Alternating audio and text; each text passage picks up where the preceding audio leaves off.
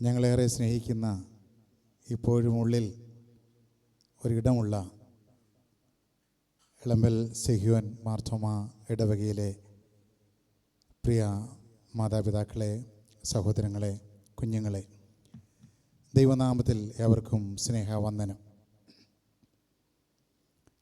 കുറച്ച് നാളായി സെനു പല അവസരങ്ങളിൽ ഇവിടെ വന്ന് ഈ ശുശ്രൂഷകൾക്ക് നേതൃത്വം കൊടുക്കണമെന്ന് പലപ്പോഴും പറയാറുണ്ട്. എന്നാൽ അതിനൊന്നും അവസരം ലഭിച്ചില്ല. ഇപ്പോൾ എങ്കിലും വന്നില്ലെങ്കിൽ ഇനി അടുത്തെങ്ങും വരാനൊക്കില്ല എന്നുള്ള ഒരു ബോധ്യം കൂടെ കണക്കിലെടുത്താണ് ഇന്ന് പ്രിയപ്പെട്ട അച്ഛൻ്റെ ക്ഷണം സ്വീകരിച്ച് ഇവിടെ വന്നു ചേരുവാനായി ഇടയായിത്തീർന്നത്.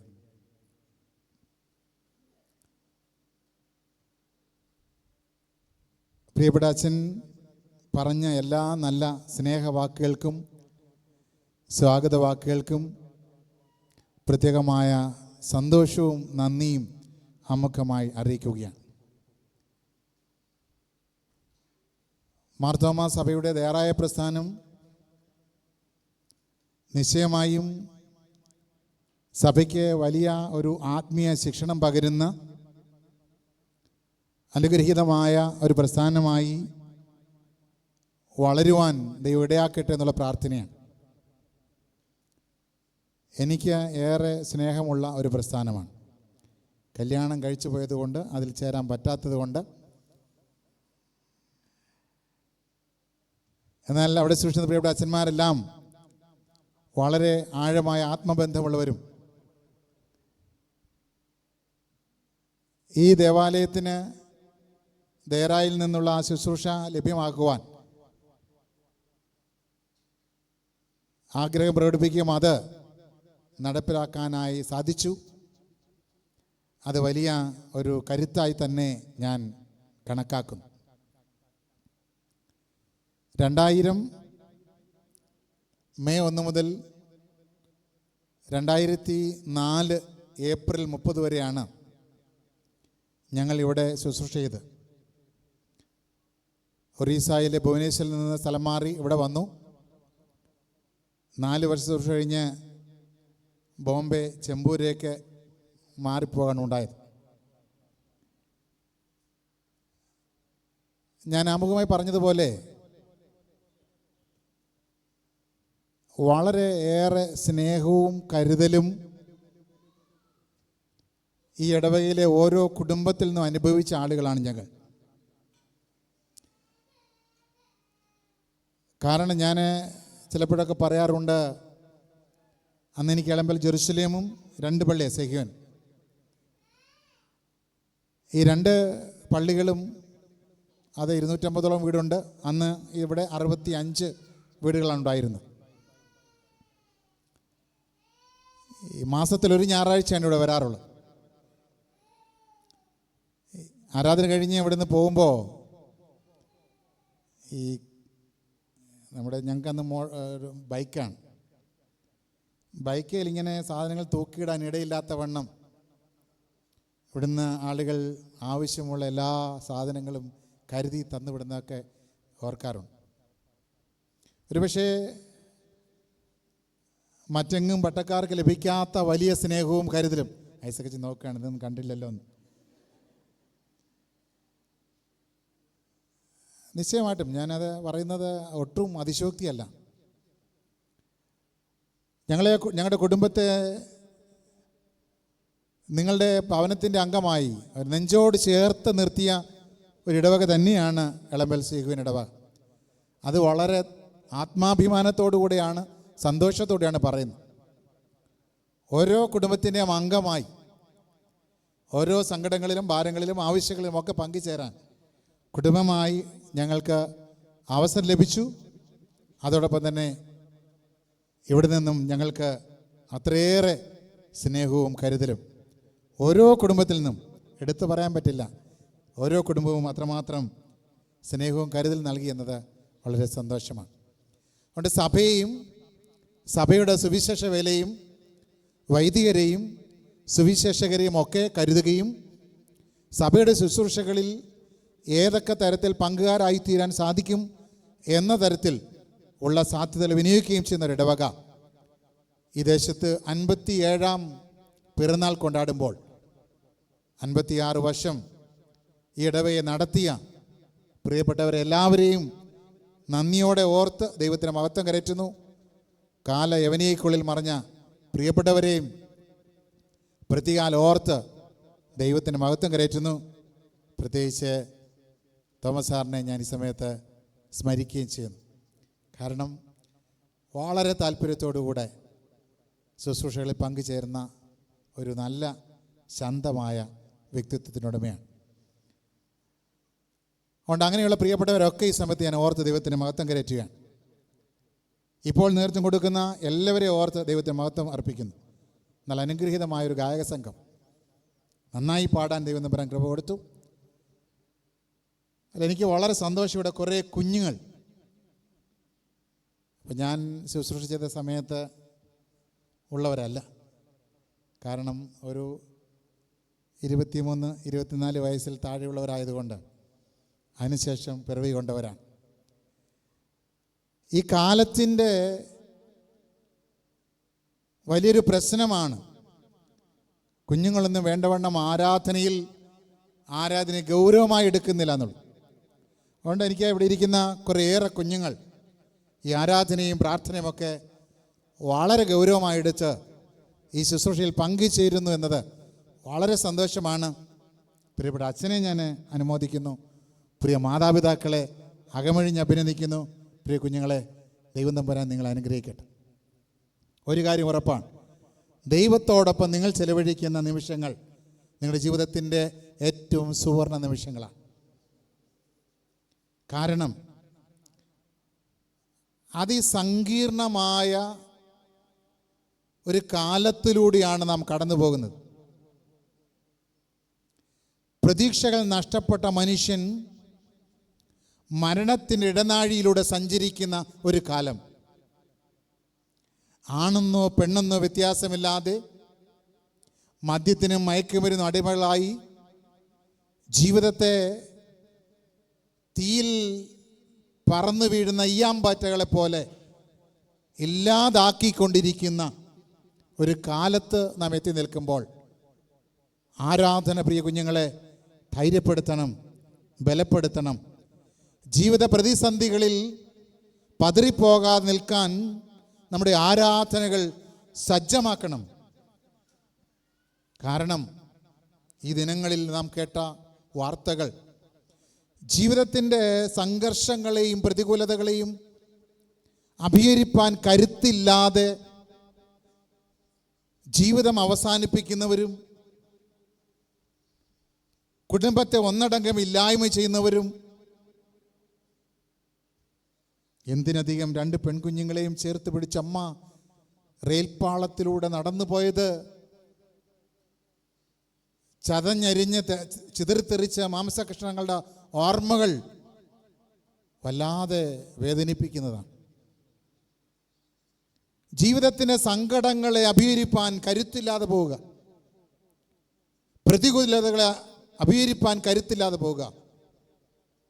എന്നെ കേൾക്കുന്ന പ്രിയ ദൈവത്തിൻ്റെ മക്കളെ, നമ്മുടെ ആരാധനകൾ, നമ്മുടെ കൂട്ടായ്മകൾ ജീവിതത്തിൻ്റെ എല്ലാ സങ്കട വഴികളിലും, ക്ലേശത്തിൻ്റെ ഇടങ്ങളിലും, പ്രതികൂലതയിലും പതറിപ്പോകാൻ നിൽപ്പാൻ കരുത്ത് പകരുന്ന, ധൈര്യം പകരുന്ന ഇടമാണ് എന്ന് മറക്കരുത്. ഇവിടെ നിന്ന് ലഭിക്കുന്ന ഊർജം, ഇവിടെ നിന്ന് ലഭിക്കുന്ന ദൈവിക സന്ദേശങ്ങൾ, ഇവിടെ നിന്ന് ലഭിക്കുന്ന വചനത്തിൻ്റെ പൊരുൾ ജീവിതത്തിൽ നോ എന്ന് പറയേണ്ടതിനോട് ശക്തമായി നോ എന്ന് പറയാനുള്ള ആർജവം, ധൈര്യം നമ്മുടെ കുഞ്ഞുങ്ങൾക്കുണ്ടാകണം. നോ എന്ന് പറയേണ്ടിടത്ത് നോ പറയാനുള്ള ധൈര്യമില്ലാതെ പോയാൽ ആട്ടെ, നോക്കട്ടെ, സാരമില്ല, കുഴപ്പമില്ല, ശീലമായിക്കൊള്ളും എന്ന പഴമൊഴികളിൽ കുടുങ്ങാതെ നമ്മുടെ ജീവിതത്തെയും നമ്മുടെ കുഞ്ഞുങ്ങളുടെ സ്വപ്നങ്ങളെയും തകർക്കുന്ന പാപശക്തികൾ ചലഞ്ച് ചെയ്യുമ്പോൾ നോ എന്ന് ധൈര്യത്തോടെ പറയാൻ, ഞാൻ എൻ്റെ കർത്താവിനുള്ളവനാണ് എന്ന ധൈര്യത്തോടെ പറയാനുള്ള ഒരുക്കമാണ് നമ്മുടെ ആരാധനകളിലൂടെ സാധ്യമാകേണ്ടത്. അതിന് ഈ ഇടവക കുഞ്ഞുങ്ങൾക്ക് ആത്മധൈര്യം പകരുന്ന ഒരനുഭവമാകട്ടെ എന്നാണ് ഞാൻ ഏറെ പ്രാർത്ഥിക്കുന്നത്. ഇന്നിൻ്റെ ഏറ്റവും വലിയ ആവശ്യവും അത് തന്നെയാണ്. കണ്ണുനീരോടെ നമ്മുടെ കുഞ്ഞുങ്ങൾക്ക് വേണ്ടി പ്രാർത്ഥിക്കാൻ ഇടയായിത്തീരണം. പ്രാർത്ഥനയുടെ കരവലയത്തിനുള്ളിൽ നമ്മുടെ കുഞ്ഞുങ്ങളെ നിർത്താൻ സാധ്യമാകണം. 57-ാം ഇടവക ദിനം കൊണ്ടാടുന്ന ഇളമ്പൽ സിഹിയോൻ മാർത്തോമ ഇടവയ്ക്ക് എല്ലാ പിറന്നാൾ ആശംസയും എൻ്റെയും കുടുംബത്തിൻ്റെയും നേരുകയാണ്. പ്രിയപ്പെട്ടവരെ, ദൈവം അനുഗ്രഹിക്കട്ടെ എന്ന് ആമുഖമായി പ്രാർത്ഥിക്കും. പ്രിയപ്പെട്ട അച്ഛൻ്റെ അനുഗ്രഹീതമായ ശുശ്രൂഷ നേതൃത്വം ഈ ഇടവയ്ക്ക് പുനർജീവൻ പകർന്നിട്ടുണ്ട് എന്നതിൽ യാതൊരു തർക്കവുമില്ല. കൂടുതൽ കൃപയോടെ മുന്നേറാൻ ഈ നേതൃത്വം ഇടയാകട്ടെ എന്ന് ഞാൻ ആത്മാർത്ഥമായി പ്രാർത്ഥിക്കുകയാണ്. ഏറെ നേരം പറയാനായി ഞാൻ ശ്രമിക്കില്ല, കാരണം എല്ലാവരും വളരെ ക്ഷീണിതരാണ്. 8:30 മണി മുതൽ ഇവിടെ ഇരിക്കുന്ന നിങ്ങൾ ഇപ്പോൾ 12 മണിയായി. ഇപ്പം എത്ര മണിക്കൂറായി?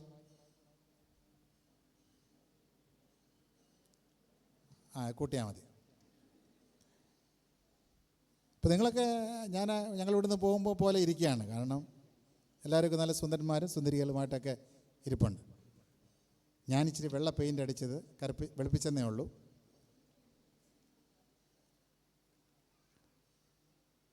ദൈവം തമ്പുരാൻ ഈ ഇടവകയെ സമൃദ്ധമായി അനുഗ്രഹിക്കട്ടെ.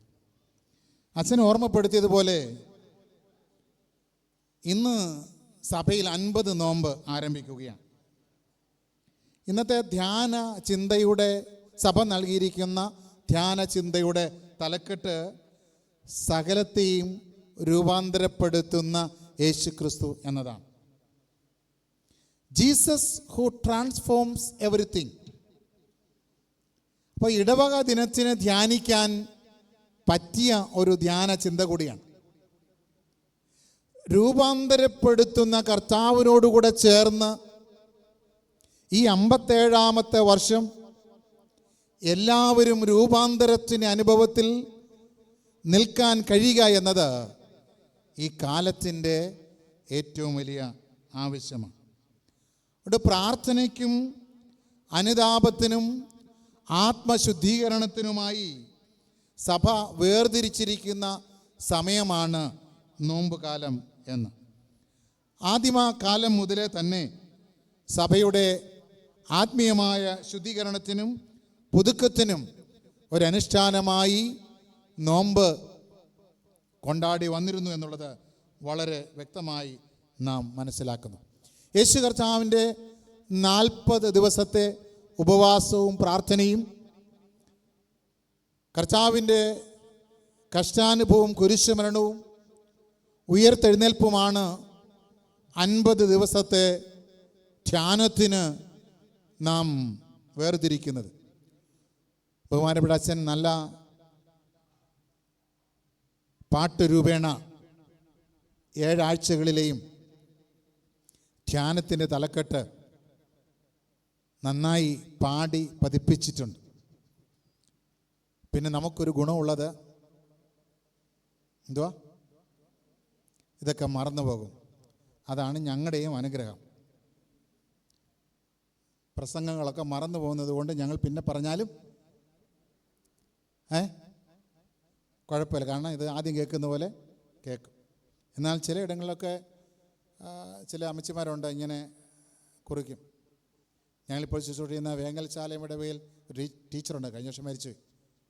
ടീച്ചർ മുഴുവൻ എഴുതും. ഒരു കഥ എങ്ങാനും ആവർത്തിച്ചാൽ വീട്ടിൽ ചെന്നിട്ട് ഫോൺ ചെയ്ത് പറയും, ആ കഥ ഇന്ന ആഴ്ചയിൽ അച്ഛൻ പറഞ്ഞതാണ്. അപ്പം അങ്ങനെ ഓർക്കുന്ന ആളുകളുണ്ട്. മറവി ഒരു തരത്തിൽ അനുഗ്രഹമാണ്. മറവി അനുഗ്രഹമല്ലേ? ആണോ അല്ലയോ? എനിക്കറിയല്ലേ? നമുക്ക് കുറേ കാര്യങ്ങൾ മറക്കാനും പൊറുക്കാനും ഒക്കെ പറ്റുന്നത് കൊണ്ടാണ് വലിയ കുഴപ്പമില്ലാതെ ഇവിടെ ഓരോ കാര്യങ്ങളൊക്കെ പഴയതൊക്കെ ഒന്ന് ഓർത്ത് മറക്കാതിരുന്നു പോയെങ്കിൽ ചില മുറിവുകൾ, ചില വേദനകൾ, പ്രിയപ്പെട്ടവർ സമ്മാനിച്ച ചില മുറിപ്പാടുകളൊക്കെ അത് മറക്കാതെ ഉള്ളിൽ ഇങ്ങനെ തികട്ടി നിന്നാലത്തെ അവസ്ഥ എന്ന് ആലോചിച്ച് നോക്ക്. അവിടെ മറവി ദൈവം നമുക്ക് നൽകിയ അനുഗ്രഹങ്ങളിലൊന്ന്. എന്നാൽ സങ്കീർത്തനം പറയുന്ന പോലെ അവൻ്റെ ഉപകാരങ്ങളൊന്നും എന്തോ മറന്നാലും ദൈവം നമുക്ക് നൽകിയ ഉപകാരങ്ങൾ മറന്നു പോകാതെ ഇരിക്കേണ്ടത് ഏറ്റവും ആവശ്യമാണ്. യോഹന്നാൻ്റെ സുവിശേഷത്തെ അടയാളങ്ങളുടെ പുസ്തകമെന്നാണ് നാം പറയുന്നത്. ഇന്ന് നാം വായിച്ച വേദഭാഗം ഏതാണ്?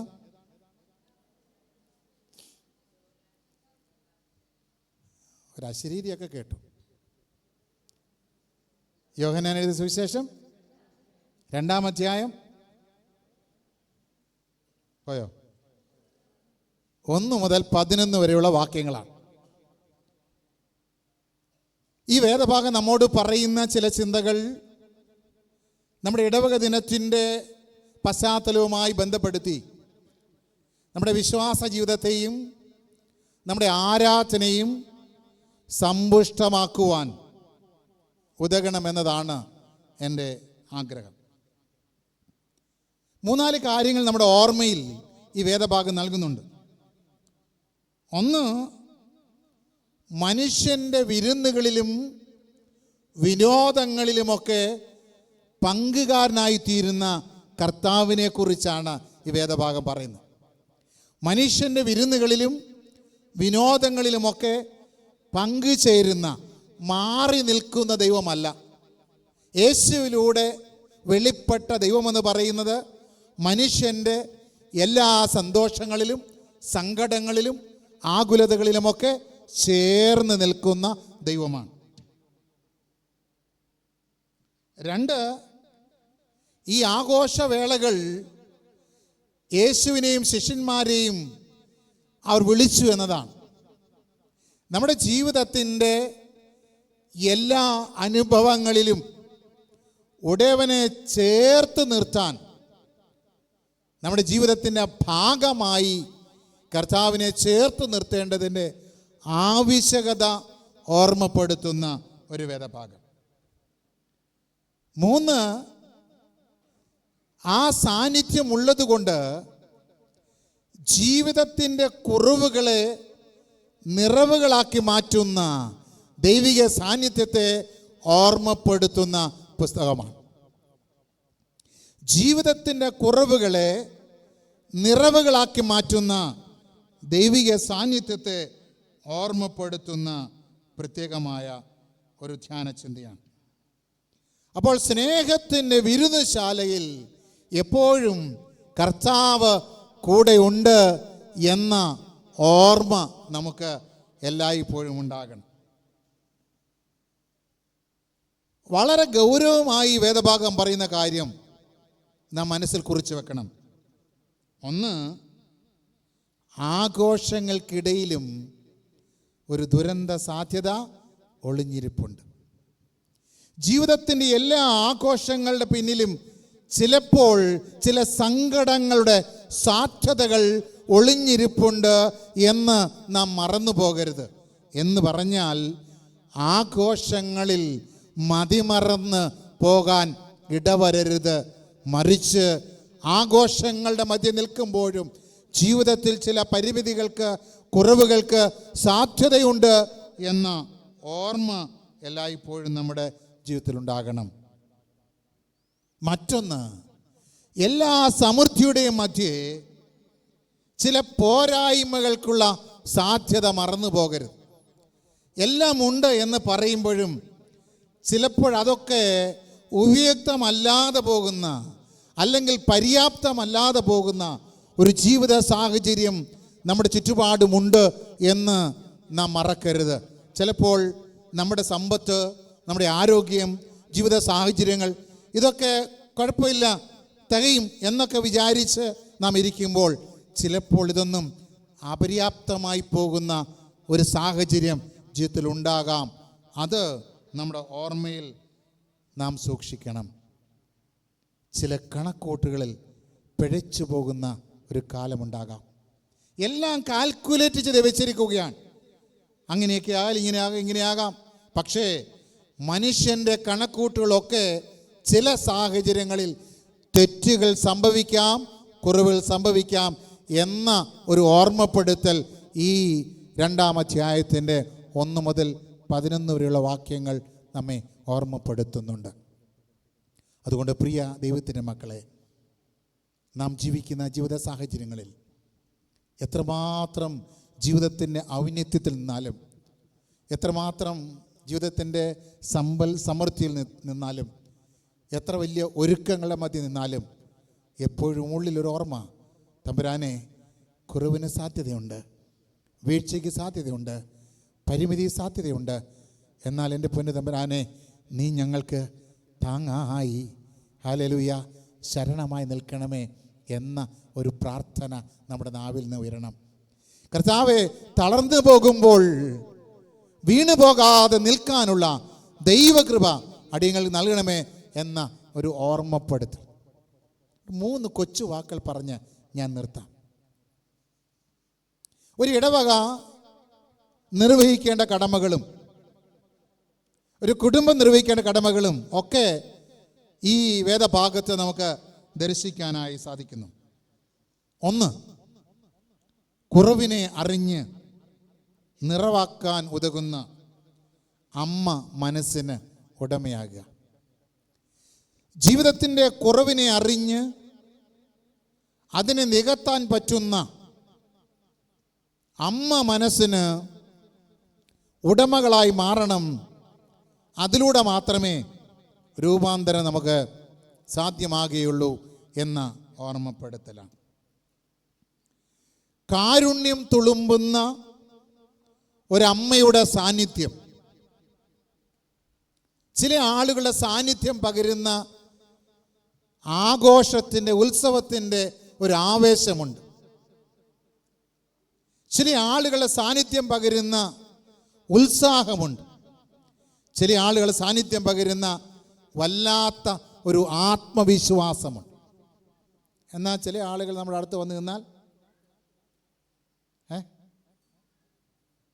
അല്ലേ, ചില ആളുകൾ നമ്മുടെ അടുത്ത് വന്നു നിന്നാൽ നെറ്റി ചുളിക്കുകയോ മുഖം ചുളിക്കുകയോ ഒക്കെ ചെയ്യുന്ന ഇല്ലേ? നിങ്ങളെല്ലാവരും എല്ലാവരെയും അങ്ങോട്ടും ഇങ്ങോട്ടും വലിയ ഇഷ്ടമല്ലേ? അങ്ങനെ തന്നെ തുടരട്ടെ, നല്ലതാണ്. അതാണ് ആരാധനയുടെ കരുത്തെന്ന് പറയുന്നത്, അല്ലേ?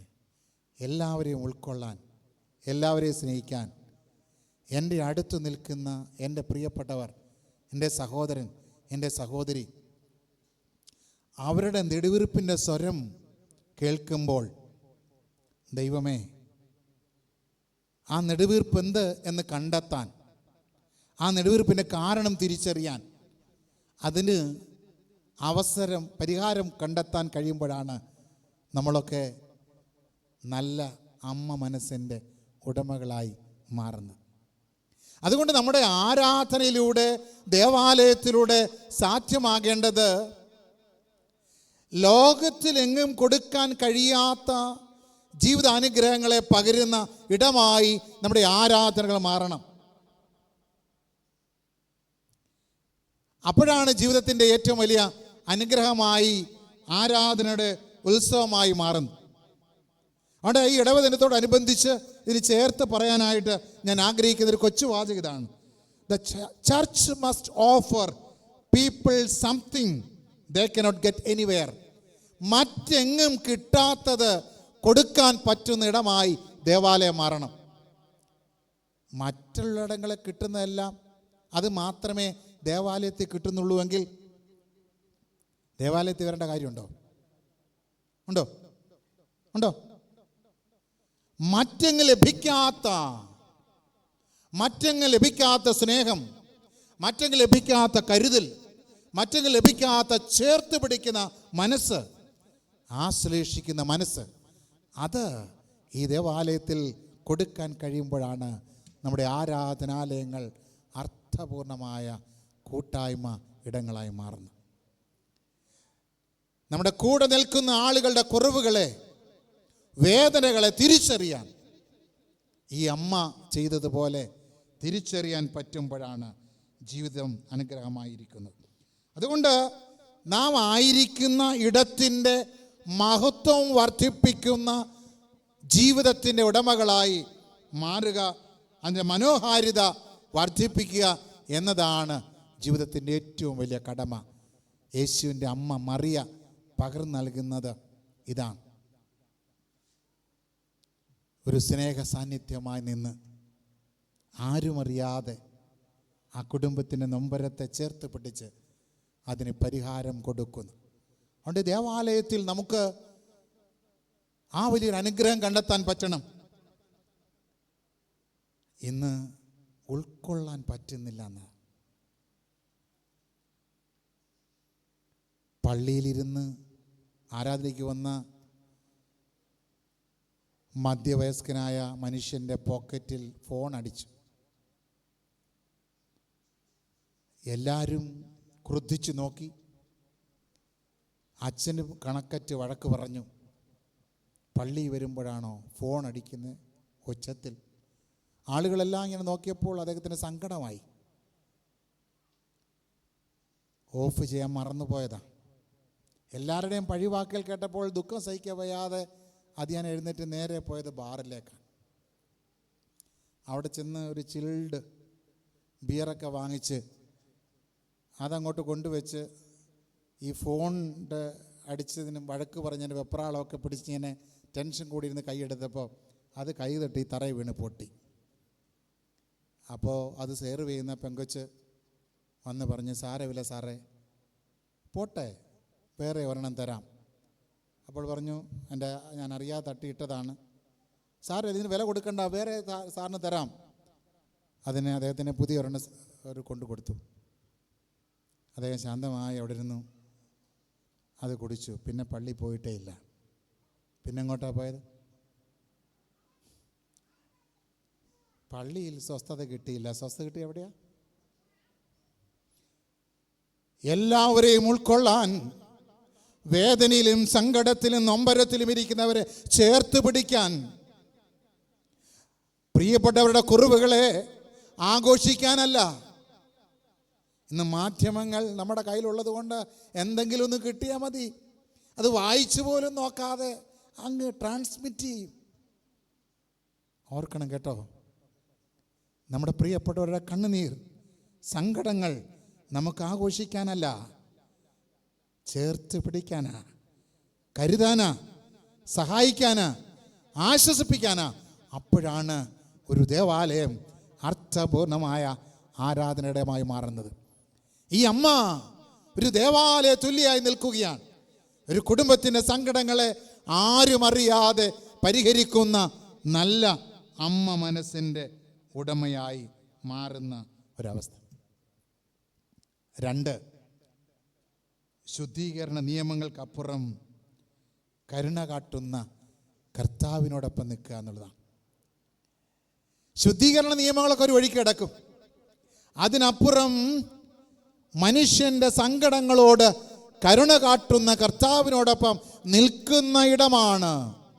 അങ്ങനെ നിൽക്കാൻ ഒരാളെ പ്രാപ്തമാക്കുന്ന ഇടമാണ് ദേവാലയം. കർത്താവിനോടൊപ്പം നിൽക്കാൻ ഒരാളെ ഒരുക്കുന്ന ഇടമാണ് ദേവാലയം. അതുകൊണ്ട് അതിനകത്ത് ലഭിക്കേണ്ട ഒരു ഊഷ്മളതയുണ്ട്. അതുകൊണ്ടാണ് ഒരു ചിന്തകൻ പറഞ്ഞത്, A cathedral is nothing but an extension of your mother's womb. ഒരു ദേവാലയം എന്നത് മറ്റൊന്നുമല്ല, നിന്റെ അമ്മയുടെ ഗർഭപാത്രത്തിൻ്റെ എക്സ്റ്റൻഷനാണ് ദേവാലയമെന്ന്. എൻ്റെ സുന്ദരമായ വാക്കാണ്. നിന്റെ അമ്മയുടെ ഗർഭപാത്രത്തിൻ്റെ എക്സ്റ്റൻഷനാണ് നിന്റെ ദേവാലയം എന്ന് പറഞ്ഞാൽ, ഒരു കുഞ്ഞ് ഒരു അമ്മയുടെ ഗർഭപാത്രത്തിൽ അനുഭവിക്കുന്ന സുരക്ഷിതത്വം, കരുതൽ, സംരക്ഷണം എന്തൊരു വലുതാ അല്ലേ? 9 മാസം 10-15 ദിവസം ഈ ഗർഭപാത്രത്തിനുള്ളിൽ ഈ കുഞ്ഞനുഭവിക്കുന്ന ഒരു സുരക്ഷിതത്വം ഉണ്ടല്ലോ, ഒരു വാംനെസ്. ആ വാംനെസ് ഇങ്ങോട്ട് വിട്ട് പുറത്ത് വീഴുമ്പോഴാണ് എന്തോ ചെയ്യുന്നത്?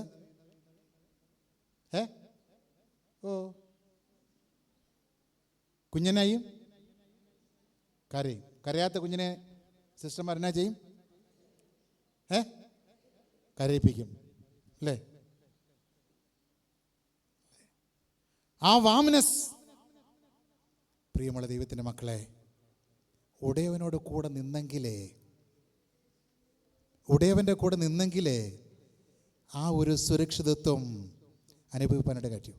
അതുകൊണ്ട് നമ്മുടെ ദേവാലയങ്ങൾ ഈ ആരാധനത്തിൽ വരുന്ന പ്രിയപ്പെട്ടവർക്ക് സ്നേഹം പകരുന്ന, കരുതൽ പകരുന്ന വലിയ ഇടമായി മാറേണ്ടത് ഏറ്റവും ആവശ്യമാണ്. അങ്ങനെയാണെങ്കിൽ ഈ വേദഭാഗം നമ്മോട് പറയുന്നത്, the presence of Jesus Christ transforms the adversities of our life. നമ്മുടെ ജീവിതത്തിൻ്റെ പ്രതികൂല സാഹചര്യങ്ങളെ രൂപാന്തരപ്പെടുത്താൻ ദൈവത്തിനെ കഴിയൂ. Hallelujah, hallelujah. നമ്മുടെ ജീവിതത്തിൻ്റെ ചില അപര്യാപ്തതകളെയും പ്രതികൂലതകളെയും ട്രാൻസ്ഫോം ചെയ്യാൻ, രൂപാന്തരപ്പെടുത്താൻ ഈ കർത്താവിന് മാത്രമേ കഴിയൂ. The presence of Jesus transcends our limitations. നമുക്ക് പരിമിതി ഉണ്ടല്ലേ? ഇല്ലയോ? പരിമിതിയില്ലേ? ഒത്തിരി പരിമിതികളുള്ളവരാണ് നാം. ഈ ഭവനത്തിലും വീഞ്ഞ് തീർന്നു പോകുന്ന ഒരു പരിമിതി ഉണ്ടായി. എന്നാൽ ഈ പരിമിതികളെ ട്രാൻസെൻഡ് ചെയ്യാൻ കർത്താവിന് മാത്രമേ കഴിയൂ. അതില്ലാതെ പോകുന്നത് കൊണ്ട് ഇന്ന് ഛിന്നാഭിന്നമായ കുടുംബ ജീവിതങ്ങളാണ്. കുടുംബങ്ങൾ ശിഥിലമായി പോകുന്നത് കാണുന്ന സങ്കടകരമായ കാഴ്ചയാണ്. അസ്വസ്ഥതകൾ ഉടലെടുക്കുന്ന കാഴ്ചയാണ്. ഭാര്യയും ഭർത്താവും ഇമോഷണലി ഡിവോഴ്സായി എത്രയോ കുടുംബങ്ങളുണ്ടെന്നറിയാവോ? വൈകാരികമായി വേർപെട്ട് ജീവിക്കുന്നവർ, കാഴ്ചയിൽ കുഴപ്പമൊന്നുമില്ല, ആന്തരികമായി വിള്ളൽ സംഭവിക്കുന്നവർ. കുടുംബ ബന്ധങ്ങളുടെ ശൈഥില്യം ഇന്ന് ഏറി വരുന്ന ഒരു കാലത്ത്, പ്രിയമുള്ള ദൈവത്തിൻ്റെ മക്കളെ, ക്രിസ്തു സാന്നിധ്യം എല്ലാ പരിധികളെയും ട്രാൻസെൻഡ് ചെയ്യാനായി നമുക്ക് പ്രാപ്തി നൽകേണ്ടത് ഏറ്റവും ആവശ്യമാണ്. യേശുവിൻ്റെ സാന്നിധ്യം ജീവിതത്തിൻ്റെ ഏറ്റവും സന്തോഷകരമായ, ആനന്ദകരമായ അനുഭവത്തിലേക്ക് കൊണ്ടെത്തിക്കാൻ നമ്മെ പ്രാപ്തമാക്കേണ്ടത് ഏറ്റവും ആവശ്യമാണ്. ആടുന്ന കൊമ്പിലെ പാടുന്ന പക്ഷിയാണ് വിശ്വാസി. ആടുന്ന കൊമ്പിലെ പാടുന്ന പക്ഷി. ആട്ടമുണ്ടാകാം ജീവിതത്തിൽ, ഉലച്ചിലുണ്ടാകാം ജീവിതത്തിൽ. എന്നാൽ ഉലച്ചിലുടെ മധ്യേ ആത്മാർത്ഥമായി പാടി ആരാധിക്കാൻ, ആ ഉലച്ചിലിൽ കരുത്തു പകരുന്നൊരു ദൈവം എന്നോടൊപ്പമുണ്ട്, എൻ്റെ കുടുംബത്തോടൊപ്പമുണ്ട്, എൻ്റെ കുഞ്ഞുങ്ങളോടൊപ്പമുണ്ട് എന്ന് പറയാൻ നമുക്ക് ഈ ആരാധന നമ്മെ സജ്ജമാക്കേണ്ടത് ഏറ്റവും ആവശ്യമാണ്. ഏറ്റവും മെച്ചമായി നൽകുന്നവനാണ് കർത്താവ്. ഏറ്റവും മെച്ചമായതിനെ നൽകുന്ന കർത്താവിൻ്റെ കരങ്ങളിലാണ് നമ്മെ സമർപ്പിക്കേണ്ടത്. അതുകൊണ്ട് കാനാവിലെ കല്യാണ വിരുന്നിലെ ചരിത്രം നമ്മെ ഓർമ്മപ്പെടുത്തുന്നത്, നാം ആയിരിക്കുന്ന ജീവിത സാഹചര്യങ്ങളിൽ അമ്മ മനസ്സിൻ്റെ ഉടമകളായി നിൽക്കുക, രൂപാന്തരപ്പെടുത്താൻ കഴിയുന്ന കർത്താവിനോടൊപ്പം ചേർന്ന് നിൽക്കാനായി പരിശ്രമിക്കുക. 3, ഉടയവൻ്റെ വാക്കിന് അനുസരണം കാട്ടുന്ന ജീവിതത്തിൻ്റെ ഉടമകളാകുക എന്നുള്ളതാണ്. ഉടയവൻ്റെ വാക്കിന് അനുസരണം കാട്ടാൻ, കൽപ്പാത്രങ്ങളെ പാനപാത്രങ്ങളാക്കി മാറ്റാൻ കഴിയുന്നവനാണ് നമ്മുടെ കർത്താവ്. കൽപ്പാത്രങ്ങളെ പാനപാത്രങ്ങളാക്കി മാറ്റാൻ കഴിയുന്ന കർത്താവിൻ്റെ സാന്നിധ്യമാണ് നമ്മുടെ ജീവിതത്തിന് ധൈര്യം പകരേണ്ടത്. അവിടെയാണ് ജീവിതത്തെ നമുക്ക് ഏറ്റവും കരുത്തോടും പ്രത്യാശയോടും ധൈര്യത്തോടും കൂടെ കൊണ്ടുപോകാൻ പ്രാപ്തമാക്കുന്നു.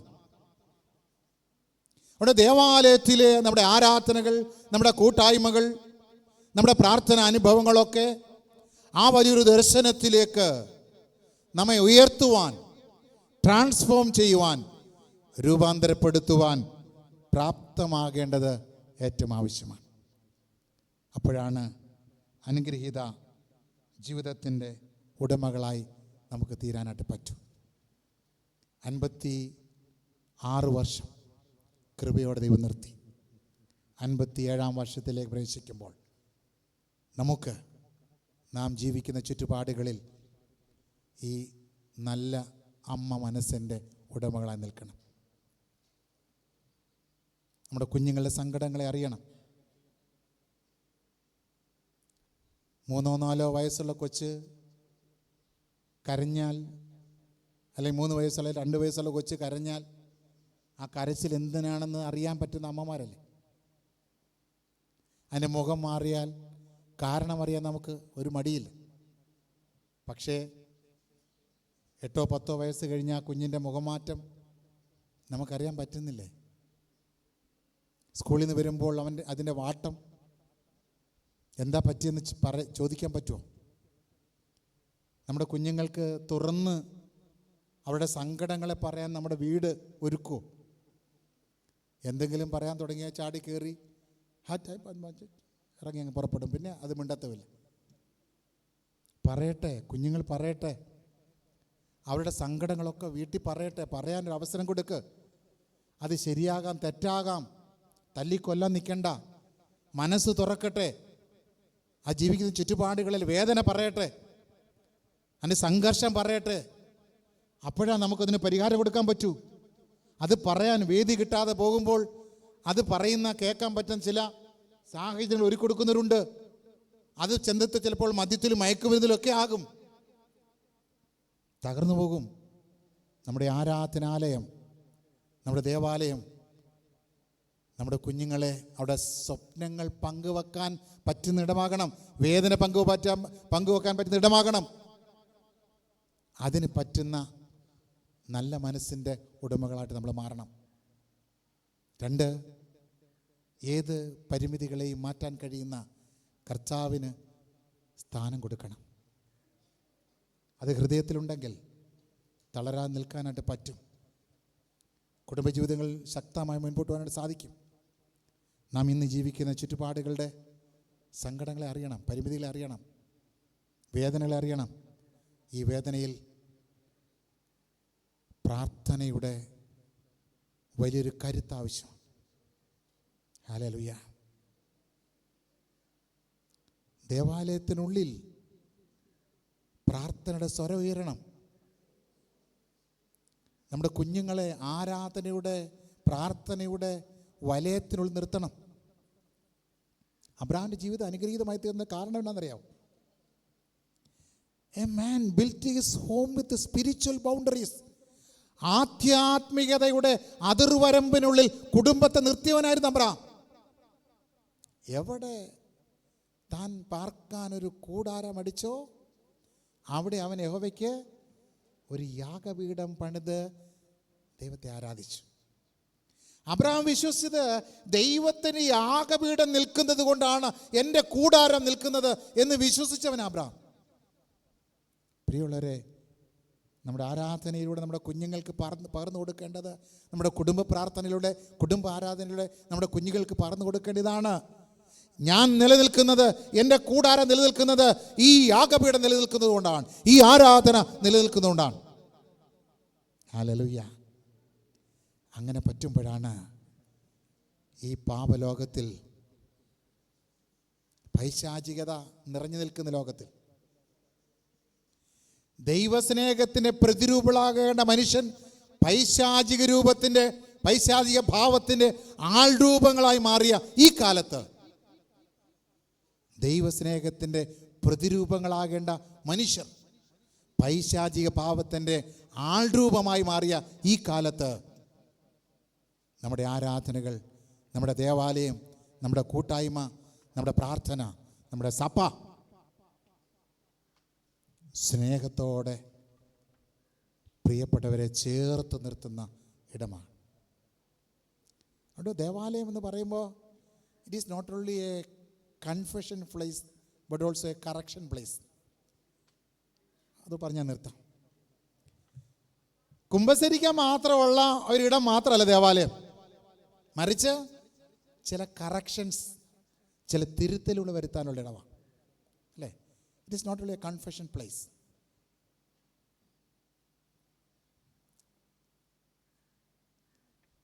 അതുകൊണ്ട് നാം ഓർക്കണം, ക്രിസ്ത്യാനിറ്റി ഈസ് നോട്ട് കൺഫസിങ്. നമുക്കിവിടെ കൺഫെഷൻ മാത്രം നടത്താനുള്ള സ്ഥലമല്ല, കറക്ഷൻ പ്ലേസ് കൂടെ വേണം. അതല്ലേ രണ്ടുപേർ പ്രാർത്ഥിക്കാൻ ദേവാലയത്തിൽ ചെന്നിട്ട് ചുങ്കക്കാരൻ എന്നാ പോയി എന്തൊക്കെയോ പറഞ്ഞിട്ട്, അല്ലേ, അൺചേഞ്ച്ഡായിട്ട് മടങ്ങിപ്പോയി. എന്നാൽ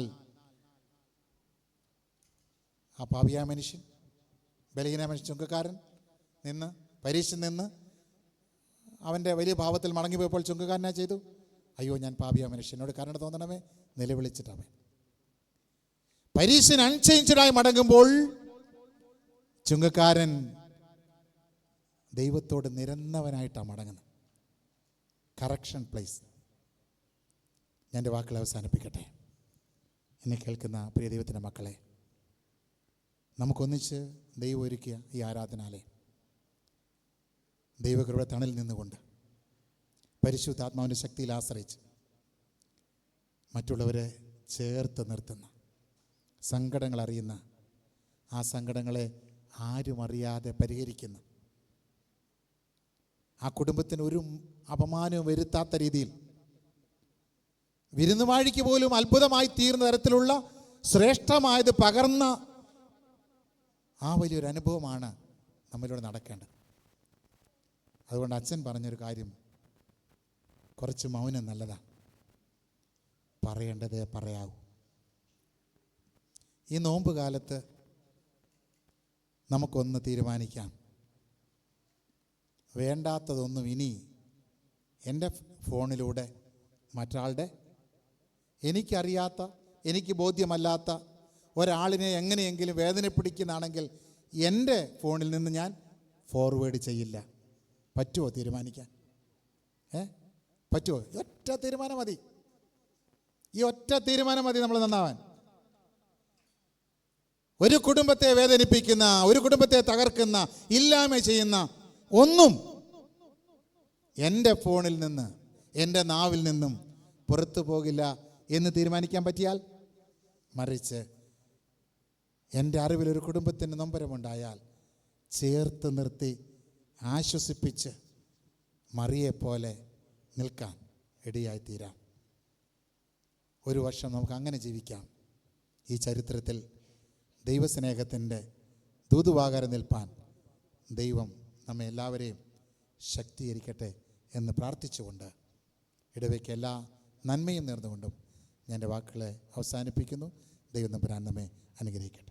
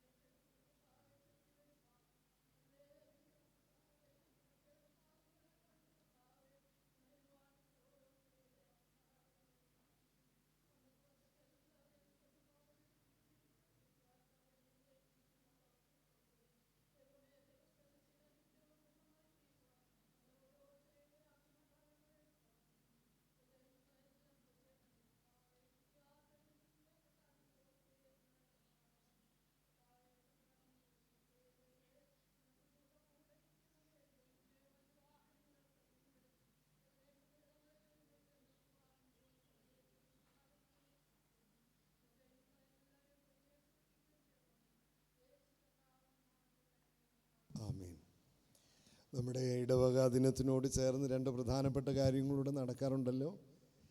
ഈ ഒരു വർഷം 75 വയസ്സ് പൂർത്തിയായ നമ്മുടെ പ്രായമുള്ള നമ്മുടെ മാതാപിതാക്കളെ ആദരിക്കുന്നു. ദൈവം നമുക്ക് തരുന്ന വലിയൊരു ദൈവകൃപയാണ് ആ ഒരു വയസ്സിനോട് ചേർന്ന് മുമ്പോട്ട് യാത്ര ചെയ്യുക.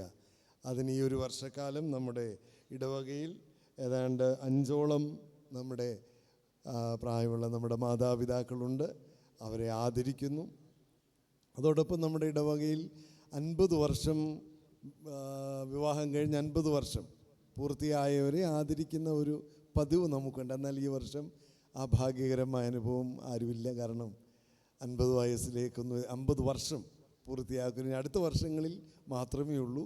ഈ വർഷം അതില്ലല്ലോ. എന്നാൽ 75 വയസ്സ് പൂർത്തിയായ ഈ വർഷം പൂർത്തിയായവരെ അവരെ ആദരിക്കുകയും അവരെ ഓർക്കുകയും അവർക്ക് ദൈവം തമ്പുരാൻ ഈ നാളുകളിൽ ലഭിച്ച ദൈവകൃപയെ ഓർത്ത് നന്ദി പറയുകയും സ്തോത്രം ചെയ്യുകയും ചെയ്യുന്നു. അവരെ ഇപ്പോൾ സെക്രട്ടറി ഇപ്പോൾ വിളിക്കുമ്പോൾ അവർ ഓരോരുത്തരായിട്ട് മുമ്പോട്ട് വരികയും ബഹുമാനപ്പെട്ട അച്ഛനിൽ നിന്ന് അവർക്കൊരു മെമൻറ്റോ കരുതിയിട്ടുണ്ട്. അത് നമ്മുടെ ഭവനത്തിൽ കൊണ്ടുവന്ന് വെക്കണം. ഇടയ്ക്കൊക്കെ അത് നോക്കണം. ദൈവം തമ്പുരാൻ കഴിഞ്ഞ 75 വർഷക്കാലം ദൈവം തമ്പുരാൻ വഴി നടത്തിയ ദൈവകൃപയോർത്ത് ദൈവത്തിന് നന്ദി പറയുകയും ഒക്കെ ചെയ്യുന്ന നല്ലൊരു അവസരമാണിപ്പോൾ. സെക്രട്ടറി അവരുടെ പേര് വിളിക്കുമ്പോൾ അവർ മുമ്പോട്ട് വരികയും ബഹുമാനപ്പെട്ട അച്ഛൻ അവർക്ക് ഈ ഒരു മെമൻറ്റോ കൊടുക്കുകയും അവരെ ആശീർവദിക്കുകയും ചെയ്യും. ചരുവിള പുത്തൻ വീട്ടിൽ മറിയാമാസ്കറിയ അമ്മച്ചി കടന്നു വന്നിട്ടുണ്ടോ? അമ്മച്ചി കടന്നു വരാൻ പ്രയാസമാണെന്ന് അറിയിച്ചിട്ടുണ്ട്. ഭവനത്തിൽ നിന്ന് ആരെങ്കിലും മുമ്പോട്ട് വന്ന് ആ മൊമെൻറ്റോ ഏറ്റുവാങ്ങി അമ്മച്ചിയുടെ പക്കൽ ഏൽപ്പിക്കേണ്ടതാണെന്ന് അറിയിക്കും.